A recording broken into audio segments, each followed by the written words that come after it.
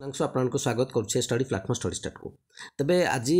आम डिस्कसन करवा pure recruitment को लेकिन प्योर वैकेंसी आसबार अच्छे 900+ वैकेंसी आसबार अच्छे चलते प्रथम तार पेपर आर्टिकल देखी ना डिटेल से डिस्कसन करें ये आपने पेपर आर्टिकल देखिपे जो थे आपने देखा पाँच 953 पीओ पदवी आपंकर खाली पड़ी जो थे आप देखो राज्यर मोट 6784 ग्राम पंचायत सब पंचायत पंचायत निर्वाही पीओ पदवी मंजूर कररेडी किंतु 953 पीओ पदवी फाँका पड़ी 5841 पीओ कार्यरत अच्छा जड़े जड़े जड़े पीओ 2टी पंचायत दायित्व अच्छा तेज चलतु या विषय डिटेल से डिस्कसन करिया